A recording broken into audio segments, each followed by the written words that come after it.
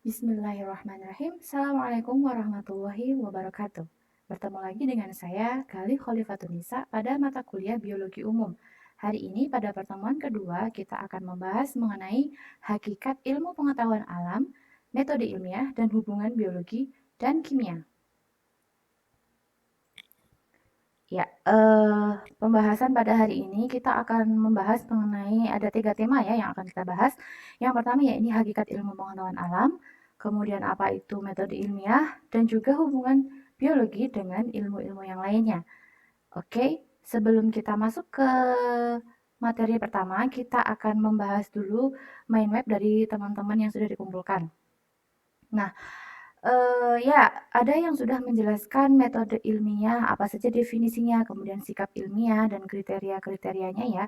Ya, ini nanti juga akan kita bahas pada perkuliahan hari ini. Jadi sudah sesuai. Mind map yang dibuat teman-teman sudah sesuai ya. Sip, good job. Next, untuk hubungan antara ilmu biologi dan ilmu kimia, di sini juga digambarkan contoh-contohnya bahwa makhluk hidup itu pastinya tersusun dari unsur-unsur kimia, sehingga pada mahasiswa biologi dan kimia dan juga fisika itu tentu penting untuk mempelajari ilmu-ilmu dasar seperti biologi umum, kimia dasar, dan juga fisika dasar. Nah, oleh karena itu, mari kita bahas bersama tentang materi biologi umum kedua hari ini. Oke, mari kita mulai membahas mengenai pokok pembahasan pada hari ini ya, hakikat ilmu pengetahuan. Oke, jadi berdasarkan bagian ini ya, nanti kita akan mencoba mengetahui di mana letak ilmu biologi, kimia, dan fisika. Seperti itu. Sebelum kita ke sana, kita akan mulai membahas mengenai apa itu ilmu pengetahuan dan pengetahuan, apa bedanya. Ya, dari bagian tersebut terlihat ya bahwa ilmu pengetahuan berkembang dari pengetahuan. Apa sih bedanya pengetahuan dan ilmu pengetahuan itu? Beda atau sama? Ya, pengetahuan adalah segala sesuatu yang kita ketahui tanpa menghiraukan dari mana sumbernya, dari mana datangnya pengetahuan tersebut. Jadi bisa saja apapun yang kita ketahui berasal misalnya dari orang lain, kemudian dari sumber yang kita lihat sendiri, kemudian ataupun dari mimpi misalnya atau insting dari perasaan atau prasangka, nah itu disebut dengan pengetahuan. Jadi dari manapun sumbernya itu tidak menjadi permasalahan. Sedangkan ilmu pengetahuan merupakan pengetahuan yang sudah diuji kebenarannya melalui metode ilmiah. Nah, ini berarti bahwa cara memperoleh pengetahuan dan akan menentukan apakah pengetahuan tersebut termasuk ilmiah atau bukan. Seperti itu. Jadi, bedanya kalau ilmu pengetahuan itu cara memperoleh informasinya, memperoleh ilmunya itu berasal dari sumber-sumber yang ilmiah atau berdasarkan penelitian. Seperti itu. Dengan demikian, kalau dibandingkan antara pengetahuan dengan ilmu pengetahuan, terdapat perbedaan yang sangat jelas ya, bahwa pengetahuan itu semua yang kita ketahui tanpa menghiraukan apakah pengetahuan tersebut benar secara umum atau salah. Jadi sumbernya karena tidak kita tidak kita amati secara jelas, maksudnya tidak fokus pada sumbernya, sehingga tentu akan menjadi bias atau benar salahnya akan sangat subjektif. Namun kalau ilmu pengetahuan ini hanya membatasi pada pengetahuan yang benar saja. Benar di sini adalah pencarian faktanya melalui tahapan-tahapan ilmiah, seperti itu. Ya, jadi maksud benar salah di sini adalah pengetahuan yang sudah diuji kebenarannya melalui metode-metode ilmiah, di mana di sini fakta yang diperoleh tersebut jika diuji oleh siapapun dan dimanapun itu nanti pasti akan mendapatkan hasil yang sama atau mirip atau hampir sama. Itu bedanya antara pengetahuan dan ilmu pengetahuan. Nah, pada dasarnya dari bagian ini terlihat ya ilmu pengetahuan ini dibagi menjadi beberapa bagian. Yang pertama yaitu ilmu pengetahuan alam atau natural sciences, kemudian ilmu pengetahuan sosial atau social sciences, dan matematika dan humaniora. Jadi di sini natural sciences dibagi lagi menjadi dua, ada ilmu alam atau physical sciences yang membahas tentang fisika, kimia, astronomi, dan ilmu bumi. Kemudian untuk biological sciences atau ilmu hayat ini hanya ada biologi ya di sini. Jadi membahas tentang ilmu hayat atau yang kita bahas hari ini yaitu ilmu hayati atau ilmu alam. Kemudian pada social sciences ada antropologi, psikologi, ekonomi, sosiologi, dan ilmu politik. Kemudian untuk ilmu pengetahuan matematika dan humaniora di sini ada sejarah, kemudian filsafat, kemudian ada pendidikan dan lain-lain. Jadi ada banyak sekali ya cabang-cabang ilmu. Nah, kita nanti akan fokus pada pengetahuan alam atau natural sciences. Nah, awal mula ilmu pengetahuan itu sebenarnya sudah menjadi sifat dasar kita ya, sifat dasar manusia atau naluri manusia itu adalah memiliki rasa ingin tahu yang tinggi.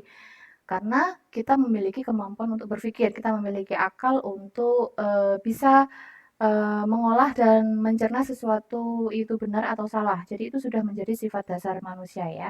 Sehingga ilmu pengetahuan ini menjadi seperti daily of life-nya manusia. Ini menjadi sesuatu yang sangat naluriah bagi manusia untuk mencari tahu segala sesuatu seperti itu. Nah, oke. Nah, ini bagaimana cara ilmuwan bekerja di sini adalah ya sesuai tadi ya, karena merupakan seorang ilmuwan sehingga ilmu yang diperoleh atau fakta-fakta yang diperoleh itu tentunya berdasarkan pendekatan-pendekatan ilmiah. Nah, berdasarkan pengetahuan yang dapat diperoleh tadi, ada dua pendekatan, yakni non ilmiah dan ilmiah. Tadi ya, yang sudah dijelaskan bahwa kalau pengetahuan itu sumbernya tidak dipermasalahkan dari manapun boleh. Kalau ilmu pengetahuan itu hanya terbatas pada sumber yang bisa dipercaya atau sumber yang ilmiah. Jadi diperoleh dari metode ilmiah. Ya, pendekatan non ilmiah dan pendekatan ilmiah.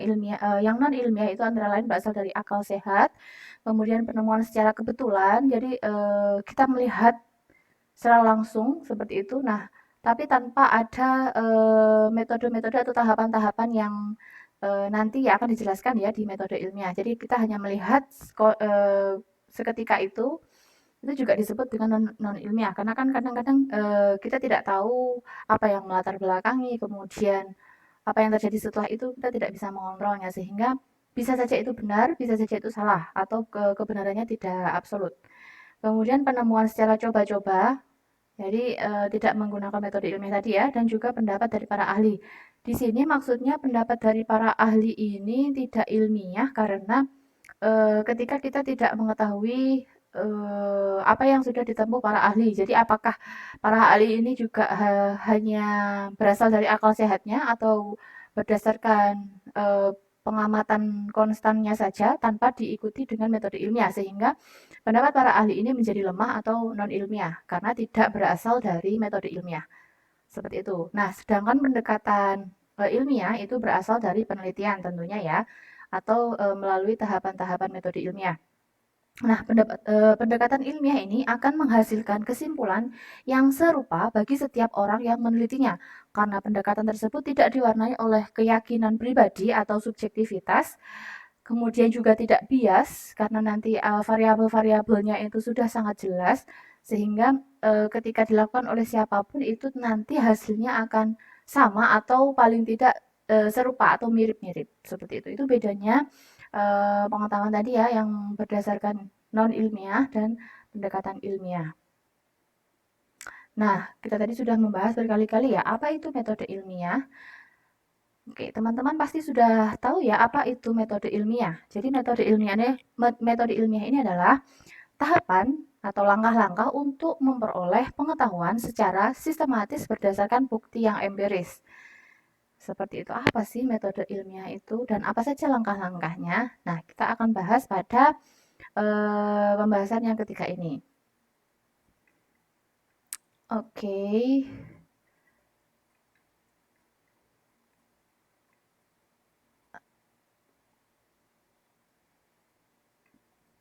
Nah, kita tadi sudah tahu ya bahwa metode ilmiah itu adalah tahapan atau langkah-langkah yang diperoleh untuk mendapatkan ilmu pengetahuan secara sistematis berdasarkan bukti-bukti yang empiris sehingga faktanya itu bisa diterima oleh banyak orang dan tidak bias seperti syarat-syarat yang sudah disebutkan tadi ya, pendekatan ilmiah. Nah, apa saja sih langkah-langkah dari metode ilmiah ini?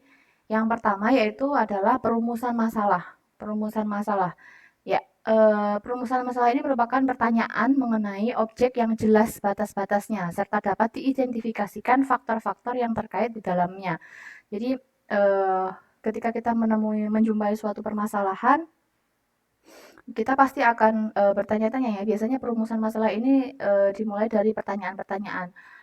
Kalau misalnya mengapa ketika kita merasa kepanasan justru kita mengeluarkan keringat, atau mengapa jika kita berlari kencang jantung kita akan berdegup atau berdetak lebih cepat daripada ketika kita istirahat. Nah, jadi perumusan masalah ini dimulai dari pertanyaan ya, biasanya apa, mengapa, bagaimana, seperti itu.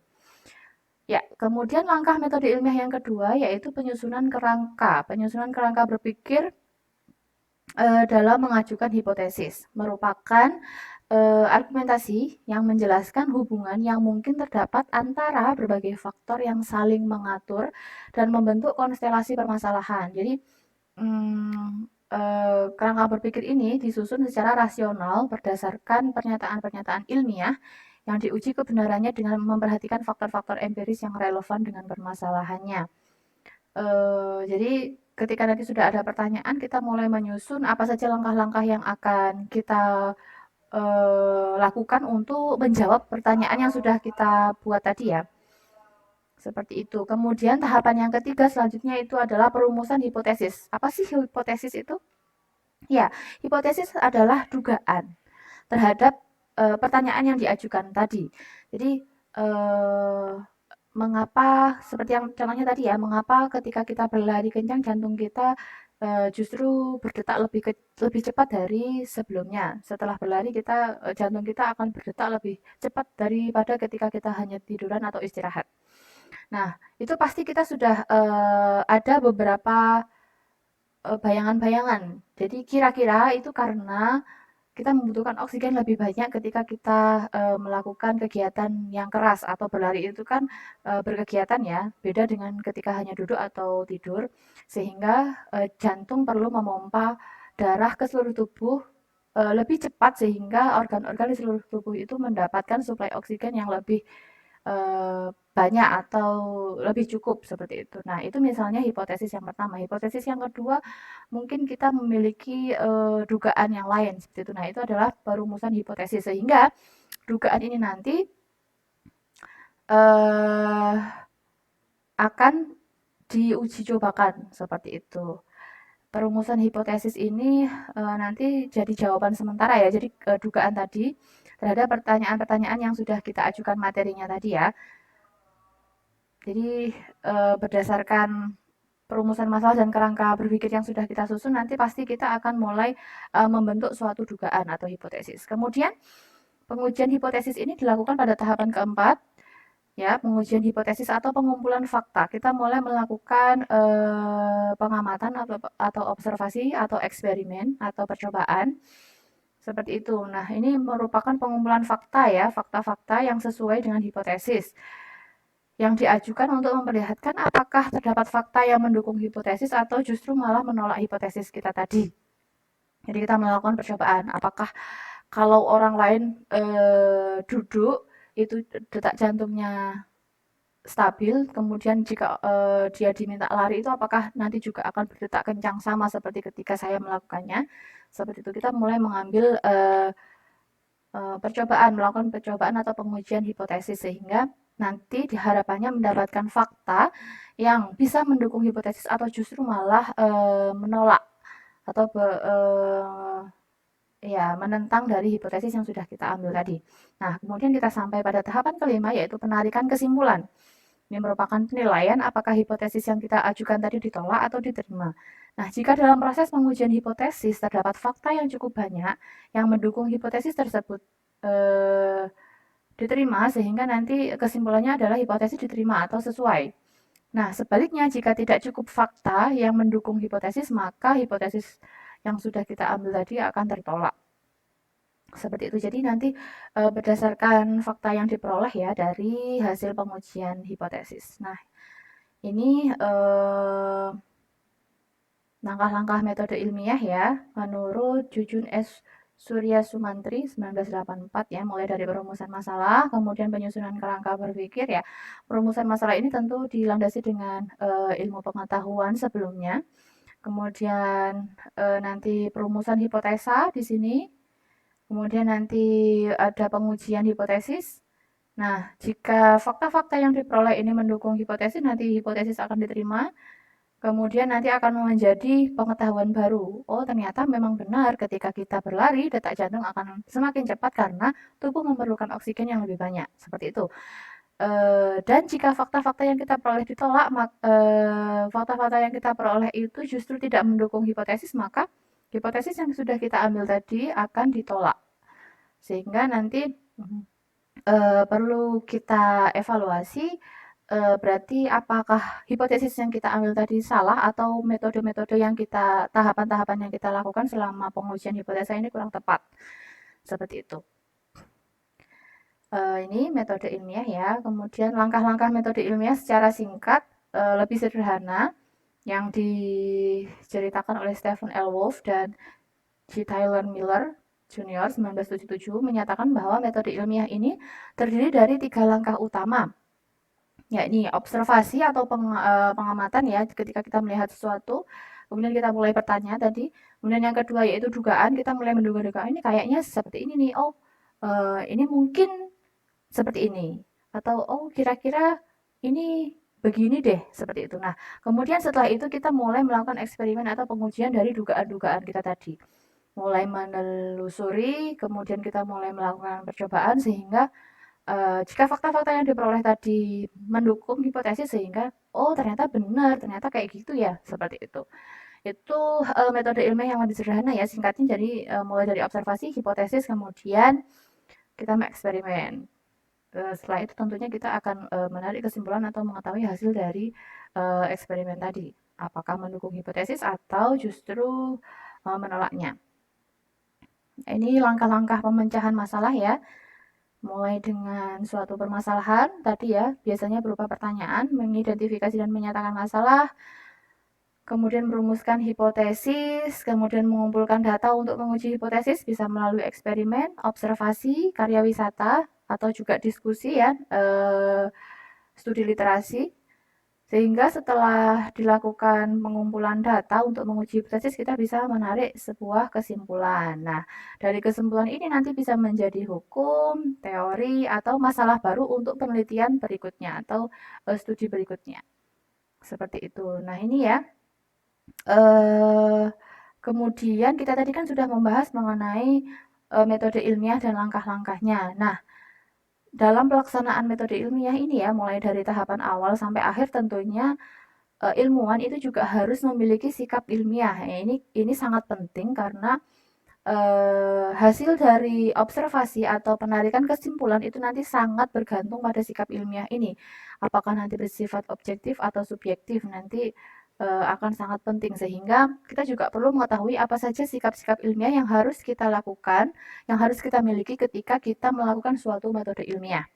Ya, menurut Muhammad Amin, Prawoto dan Siti Mariam 1980, sikap ilmiah atau scientific attitudes itu meliputi hasrat ingin tahu yang tinggi, jadi keingintahuan yang tinggi, kemudian sifat kritis, rendah hati, jujur, bersifat objektif ya, jadi tidak boleh menggunakan pendapat pribadi, tapi harus berpikir secara objektif. Kemudian kemauan untuk mempertimbangkan data baru, jadi ketika kita melakukan pengamatan ulang ini kita mampu untuk mempertimbangkan data-data baru yang kita peroleh. Seperti itu. Kemudian pendekatan positif terhadap kegagalan, seperti yang disampaikan tadi ya, ketika kita memperoleh data yang tidak sesuai dengan hipotesis, fakta yang menolak hipotesis, nah ini kita harus terbuka, bersifat positif thinking sehingga kita bisa mencari solusinya seperti itu. Nah, kemudian bersikap terbuka ya, tadi yang saya sampaikan. kemudian menerima pendapat atau masukan dari orang lain, seperti itu. Sehingga tentunya ketika kita bersifat terbuka ini, penelitian yang akan kita lakukan itu sangat objektif dan tidak berdasarkan hasil pemikiran kita sendiri saja, jadi menerima masukan dari luar juga. Nah, kemudian juga menghargai karya orang lain ya, sama ya dengan terbuka tadi kurang lebih, karena kita juga mempercayai hasil dari penelitian orang lain yang biasanya nanti sebagai dasar dari penelitian kita. Kemudian tekun dan juga teliti. Teliti ini juga sangat penting, ini juga berkaitan dengan objektivitas ya, sehingga ketika kita melakukan dengan penuh kehati-hatian dan ketelitian, harapannya data yang diperoleh ini jauh dari sifat bias seperti itu, dan juga dapat dipertanggungjawabkan secara umum. Maksudnya ketika diuji oleh orang lain ini juga kebenarannya akan lebih tinggi karena sifatnya teliti ya.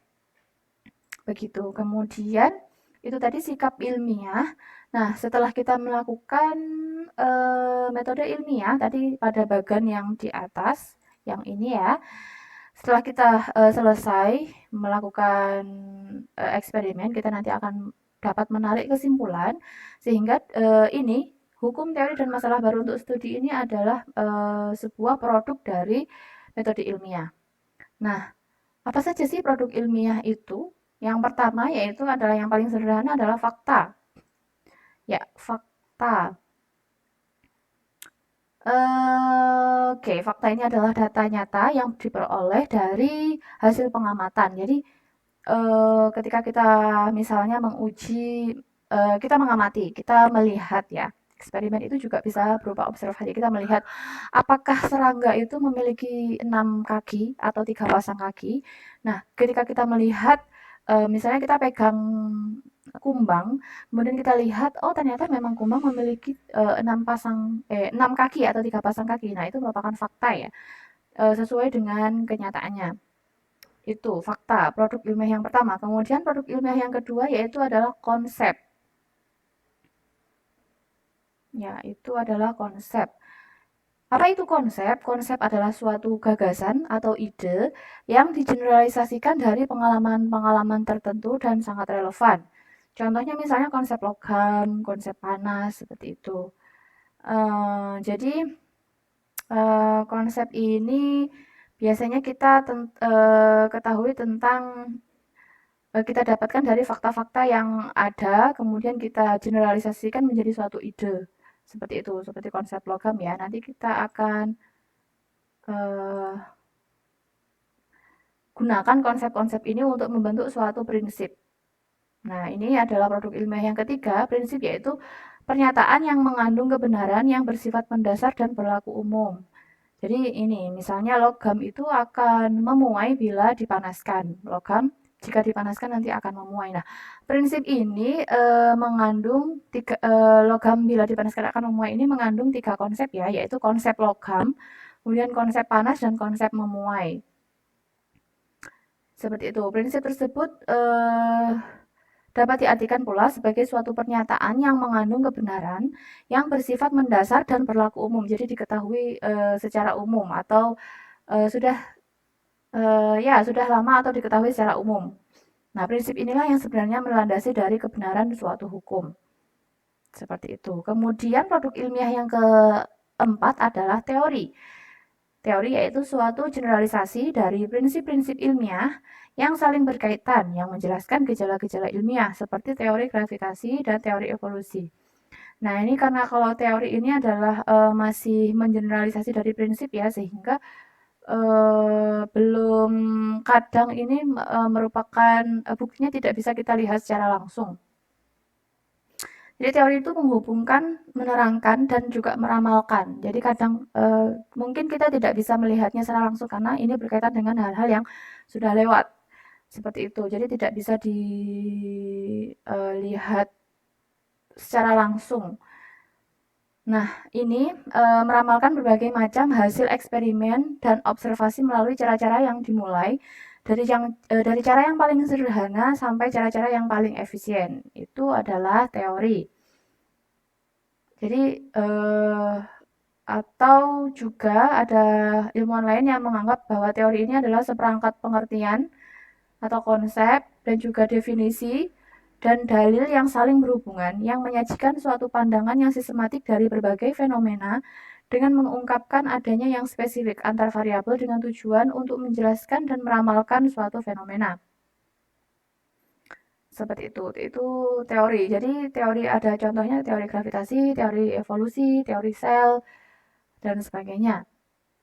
Nah, kemudian yang terakhir yaitu ada hukum adalah pernyataan yang mengungkapkan adanya hubungan antar gejala alam yang konsisten. Di sini konsisten jadi dimanapun nanti akan sama hasilnya ya. Contohnya hukum Mendel dan hukum kekekalan energi.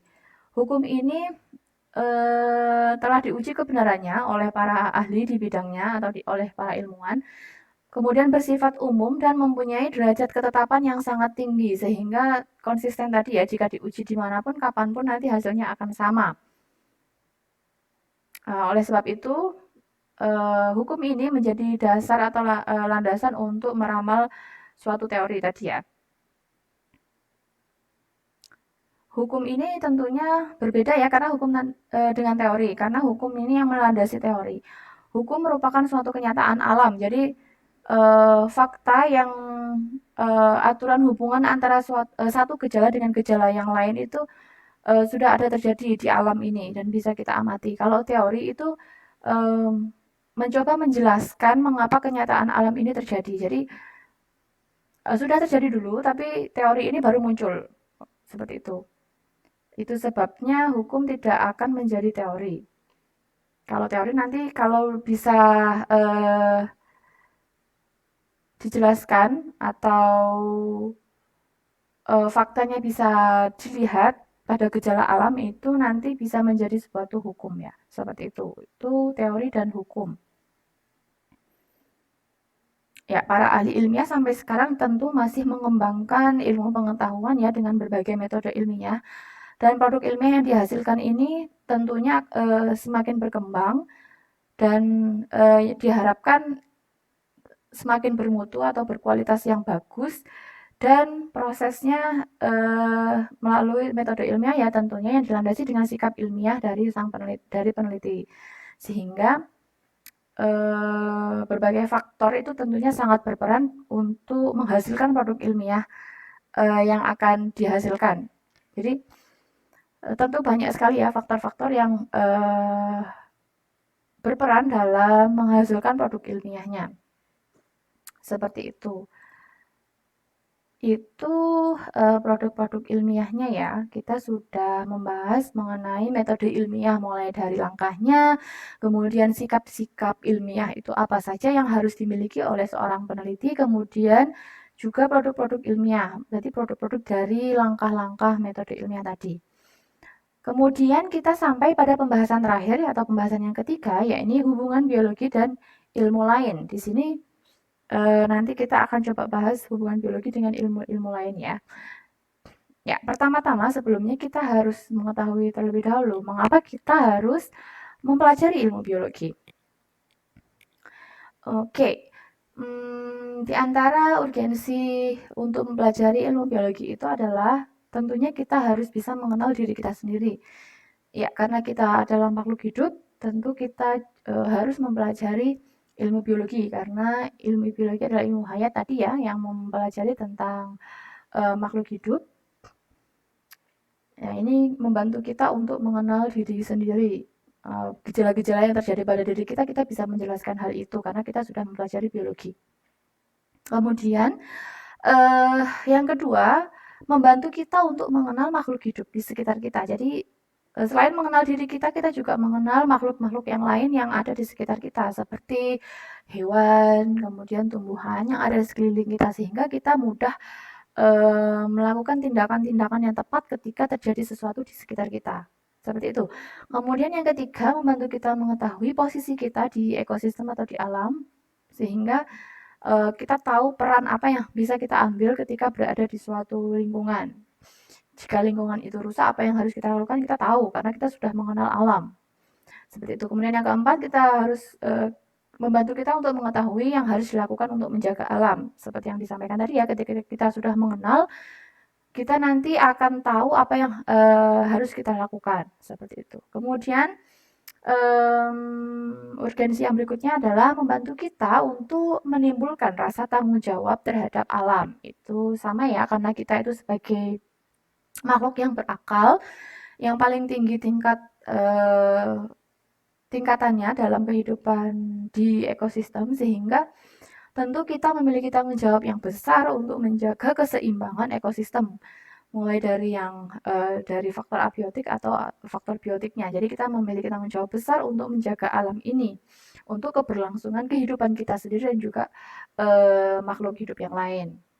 Kemudian yang terpenting adalah biologi ini menjadi dasar pengetahuan untuk berbagai bidang keilmuan, tidak hanya pada biologi, tapi juga pada ilmu-ilmu yang lain. Eh, jadi di antara biologi terapan itu ada biologi medis, pertanian, perkebunan, psikologi juga mempelajari tentang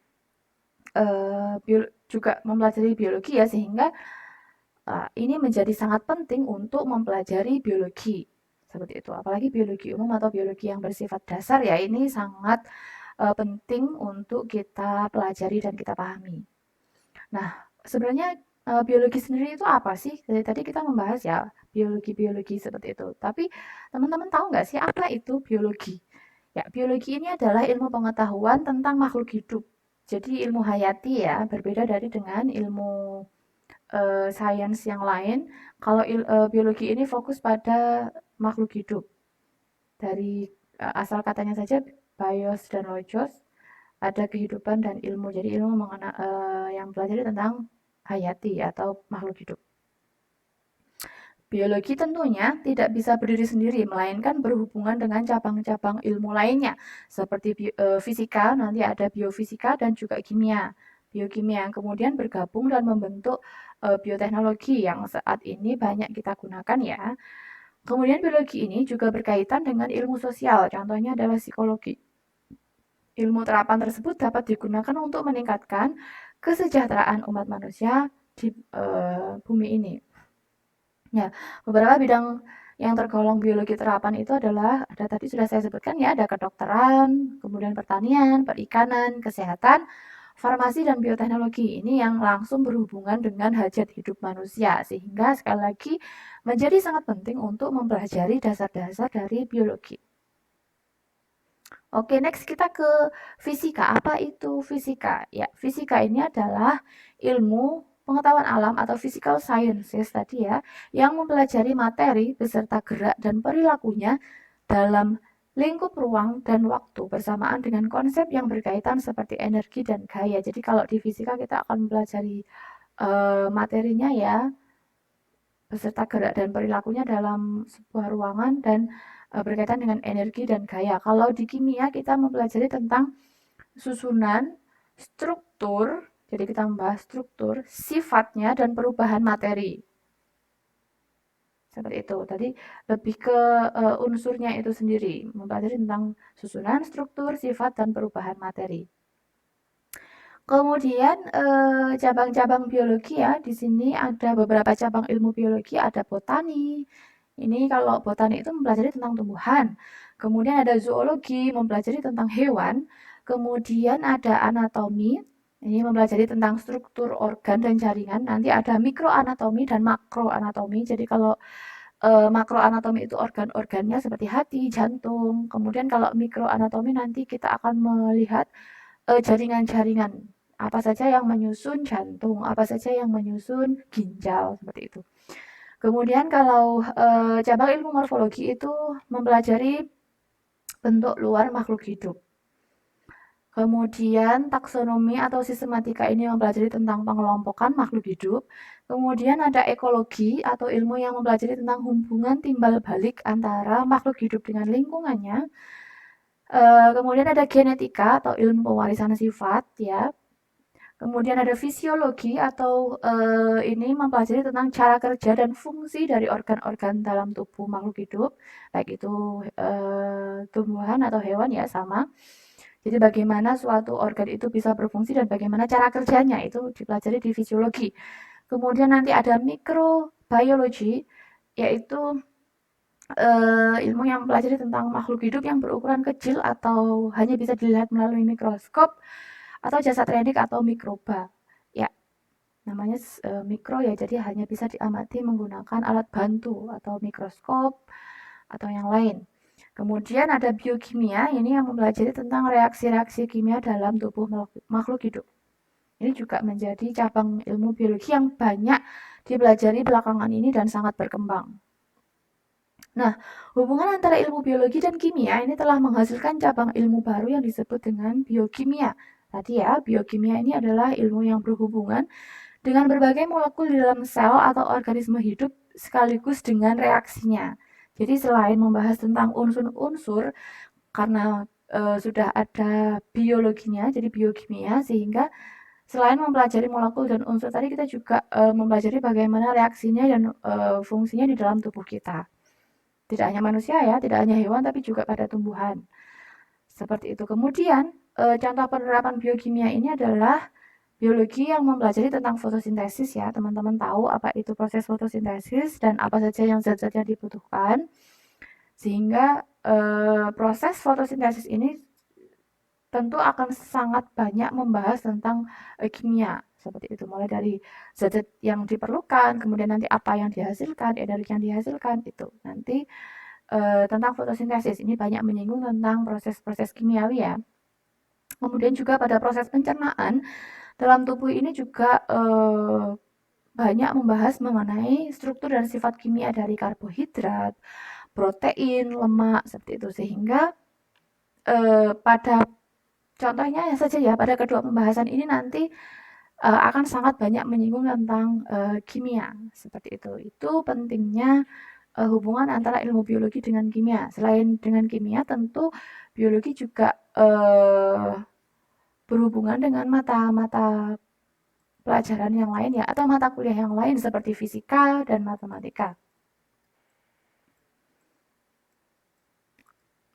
Ya, misalnya kalau di fisika ya, ini contoh hubungan antara biologi dengan fisika itu penyerapan air dan zat hara yang terlarut di dalam yang dilakukan oleh akar tumbuhan. Ini berdasarkan prinsip fisika ya, difusi atau osmosis.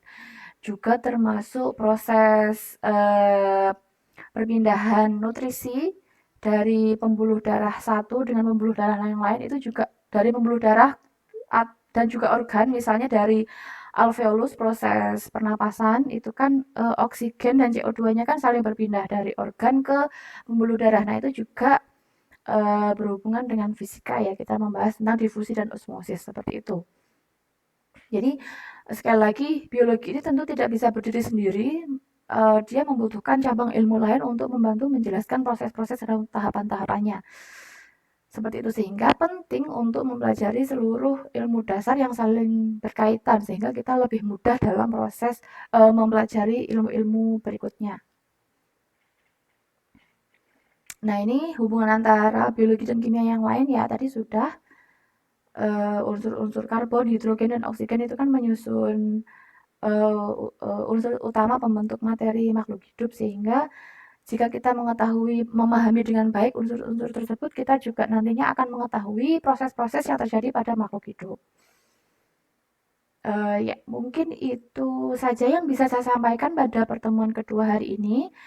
Jika ada pertanyaan, seperti biasa bisa dikirimkan melalui email galihkhalifatnisa@walisongo.ac.id atau juga bisa melalui WhatsApp yang sudah teman-teman ketahui semuanya ya. Terima kasih banyak atas perhatian dan kehadiran teman-teman pada hari ini. Terima kasih sudah menyaksikan video pembelajaran biologi umum pada pertemuan kali ini. Semoga bermanfaat dan juga dapat memberikan pemahaman baru bagi teman-teman dalam bidang ilmu pengetahuan, khususnya pada bidang biologi, kimia, fisika, atau pengetahuan alam ya. Sampai bertemu pada perkuliahan berikutnya. Dadah. Assalamualaikum.